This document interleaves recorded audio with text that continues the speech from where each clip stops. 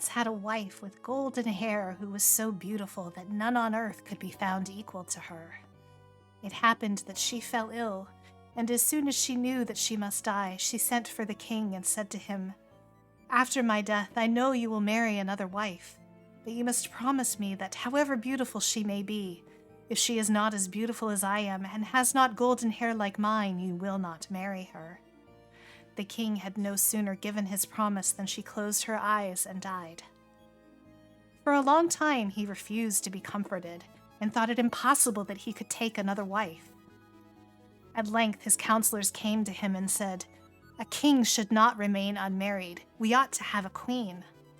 So he at last consented, and then messengers were sent far and wide to find a bride whose beauty should equal that of the dead queen. But none was to be found in the whole world, for even when equally beautiful they had not golden hair. So the messengers returned without obtaining what they sought. Now the king had a daughter who was quite as beautiful as her dead mother, and also had golden hair. She had all this while been growing up, and very soon the king noticed how exactly she resembled her dead mother. So he sent for his counselors and said to them, "I will marry my daughter. She is the image of my dead wife, and no other bride can be found to enable me to keep my promise to her." When the counselors heard this, they were dreadfully shocked and said, "It is forbidden for a father to marry his daughter. Nothing but evil could spring forth of such a sin, and the kingdom will be ruined." When the king's daughter heard of her father's proposition, she was greatly alarmed, and more so as she saw how resolved he was to carry out his intention. She hoped, however, to be able to save him and herself from such ruin and disgrace.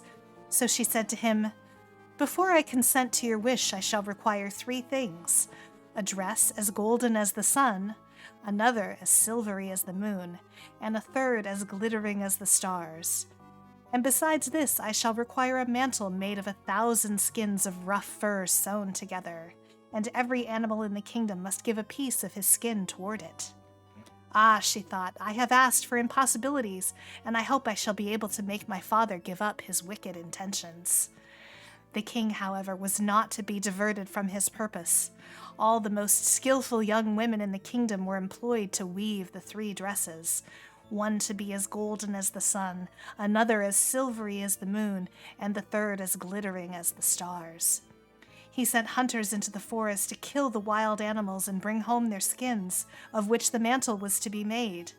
And at last, when all was finished, he brought them and laid them before her, and then said, "Tomorrow our marriage shall take place." Then the king's daughter saw that there was no hope of changing her father's heart, so she determined to run away from the castle. In the night, when everyone slept, she rose and took from her jewel case a gold ring, a gold spinning wheel, and a golden hook. The 3 dresses of sun, moon, and stars she folded in so small a parcel that they were placed in a walnut shell. Then she put on the fur mantle, stained her hands and face black with walnut juice, and committed herself to the care of heaven. She left her home. After traveling the whole night, she came at last to a large forest, and feeling very tired, she crept into a hollow tree and went to sleep. The sun rose, but she still slept on and did not awake until nearly noon. It happened on this very day that the king to whom the wood belonged was hunting in the forest, and when his hounds came to the tree, they sniffed about and ran round and round the tree, barking loudly. The king called to his hunters and said, "Just go and see what wild animal the dogs are barking at." They obeyed, and quickly returning told the king that in the hollow tree was the most beautiful creature, such as they had never seen before, that the skin was covered with 1,000 different sorts of fur, and that it was fast asleep. "Then," said the king, "go and see if you can capture it alive, then bind it on the wagon and bring it home." While the hunters were binding the maiden, she awoke, and full of terror cried out to them, "I am only a poor child, forsaken by my father and mother. Take pity on me and take me with you." "Well," they replied, "you may be useful to the cook, little Roughskin. Come with us, you can at least sweep the ashes." So they seated her on the wagon and took her home to the king's castle. They showed her a little stable under the steps where no daylight ever came, and said, "Roughskin, here you can live and sleep." So the king's daughter was sent into the kitchen to fetch the wood, draw the water, stir the fire, pluck the fowls, look after vegetables, sweep the ashes, and do all of the hard work.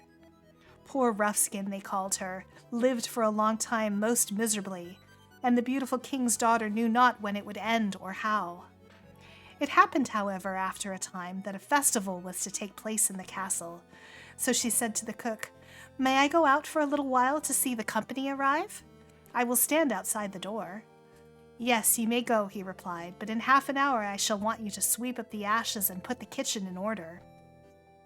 Then she took her little oil lamp, went into the stable, threw off the fur coat, washed the stains from her face and hands so that her full beauty appeared before the day. After this she opened the nutshell and took out the dress that was golden as the sun and put it on. As soon as she was quite dressed, she went out and presented herself at the entrance of the castle as a visitor. No one recognized her as Roughskin. They thought she was a king's daughter and sent and told the king of her arrival. He went to receive her and offered her his hand, and while they danced together he thought in his heart, "My eyes have never seen any maiden before so beautiful as this." As soon as the dance was over, she bowed to the king, and before he could look around, she had vanished and no one knew where. The sentinel at the castle gate was called and questioned, but he had not seen anyone pass. But she had run to her stable, quickly removed her dress, stained her face and hands, put on her fur coat, and was once again Roughskin. When she entered the kitchen and began to do her work and sweep up the ashes, the cook said, "Leave that alone until tomorrow. I want you to cook some soup for the king. I will also taste a little when it is ready. But do not let one of your hairs fall in, or you will get nothing to eat in the future from me."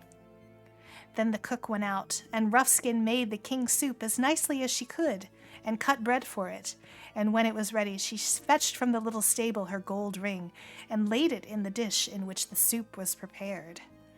After the king had left the ballroom, he called for the soup, and while eating it he thought he had never tasted a better soup in his life.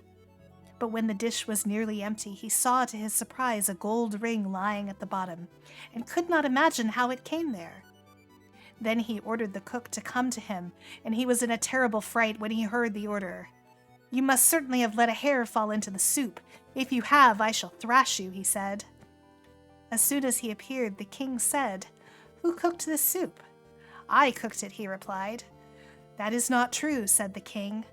"This soup is made quite differently and much better than you have ever made it." Then the cook was obliged to confess that Roughskin had made the soup. "Go and send her to me," said the king. As soon as she appeared, the king said to her, "Who art thou, maiden?" She replied, "I am a poor child without father or mother." He asked again, "Why are you in my castle?" "Because I am trying to earn my bread by helping the cook," she replied. "How came this ring in my soup?" he said again. "I know nothing about the ring," she replied. When the king found he could learn nothing from Roughskin, he sent her away. A little time after this there was another festival, and Roughskin had again permission from the cook to go and see the visitors. "But," he added, "come back in half an hour and cook for the king the soup that he is so fond of." She promised to return and ran quickly into her little stable, washed off the stains, and took out of the nutshell her dress, silvery as the moon, and put it on. Then she appeared at the castle like a king's daughter, and the king came to receive her with great pleasure. He was so glad to see her again. And while the dancing continued, the king kept her as his partner. When the ball ended, she disappeared so quickly that the king could not imagine what had become of her. But she had rushed down to the stable, made herself again the rough little creature that was called Roughskin, and went into the kitchen to cook the soup. While the cook was upstairs, she fetched the golden spinning wheel and dropped it into the soup as soon as it was ready. The king again ate it with great relish. It was as good as before, and when he sent for the cook and asked who made it, he was obliged to own that it was Roughskin. She was also ordered to appear before the king, but he could get nothing out of her except that she was a poor child and knew nothing of the golden spinning wheel.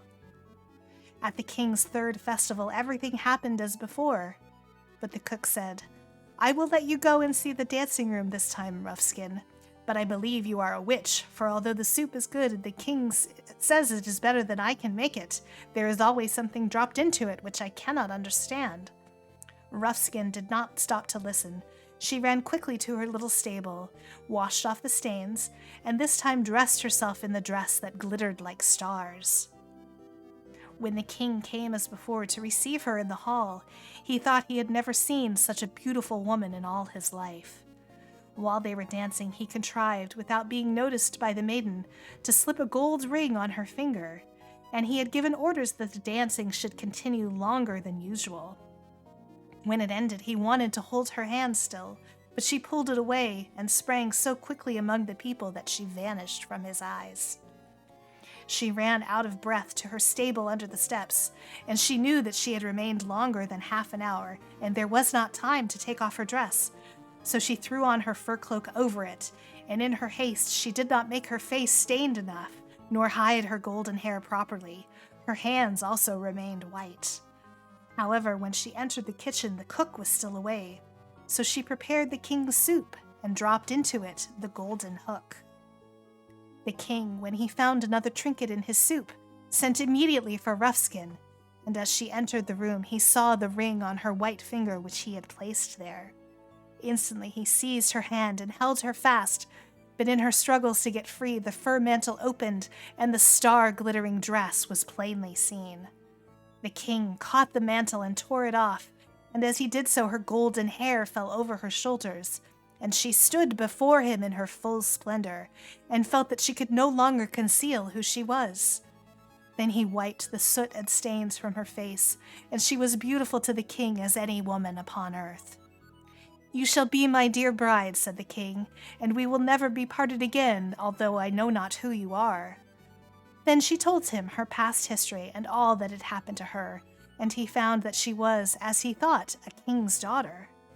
Soon after, their marriage was celebrated, and they lived happily until their death.